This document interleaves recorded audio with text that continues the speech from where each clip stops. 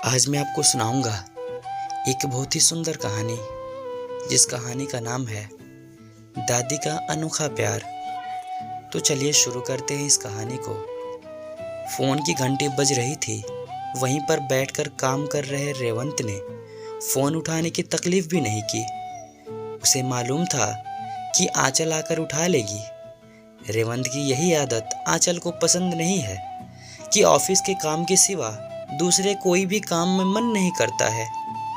कोशिश यही रहती है कि आंचल कर दे तो बेहतर है। खैर, प्यार करके शादी की है, वह भी घर वालों से लड़ झगड़ कर। भुगतना तो पड़ेगा ही। रेवंत और आंचल की 2 महीना पहले ही शादी हुई थी। इन 2 महीनों में ही उसने रेवंत के रग रग को पहचान लिया था। आंचल ने जैसे ही फ़ोन उठाया, दूसरी तरफ से आवाज़ आई, अरे गुल्लू नालायक, निकम्मा, बेशरम, फ़ोन उठाने में इतनी देर कर दी है, क्या कर रहा है? आंचल को हंसी आ गई। गुल्लू, आपका फ़ोन। सुनते ही रेवंत ने कहा, मैं बिजी हूँ, अभी बात नहीं कर सकता, बोल दो। उसे मालूम था दादी का फ़ोन है।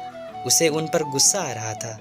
देखो तो मेरी नई नवेली बीवी के सामने इज्जत की धज्जियाँ उड़ा दी, और देखो आंचल कैसे हंस रही है।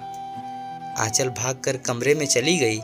फ़ोन रखकर जब वह कमरे में पहुंचा तो आंचल जोर जोर से हंस रही थी। रेवंत को देखकर अपनी हंसी रोकने लगी। एक बार को रेवंत को हंसी आ गई।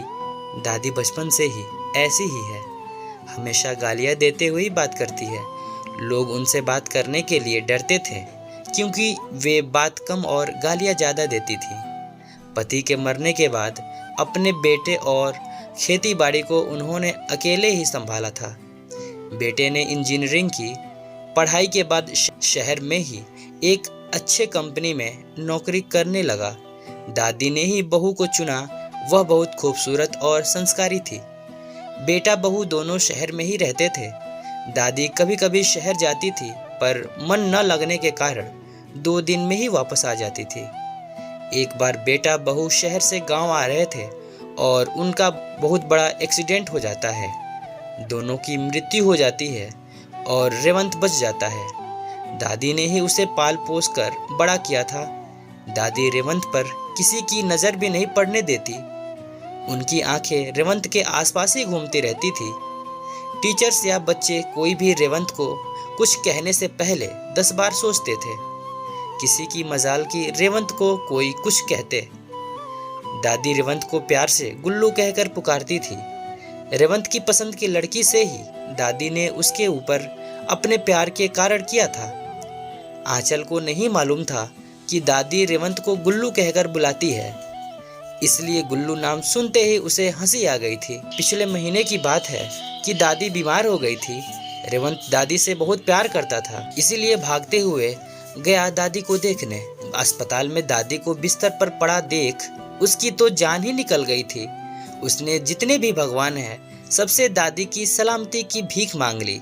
उसने सोचा अब तो दादी गई, फिर कभी उन्हें देख नहीं पाऊंगा, इसलिए उसने अपनी सारी मन्नतें दादी के लिए मांग लिए। थोड़े दिन अस्पताल में रहने के बाद दादी सही सलामत वापस घर आ गई। आज का फ़ोन यही था, नालायक, निकम्मा, कामचोर, उनके मुंह से हमेशा निकलने वाली गालियां थी। अब रेवंत सोचता है, मैंने बहुत दिल से भगवान से मन्नत मांग ली है शायद। शुक्रिया दोस्तों।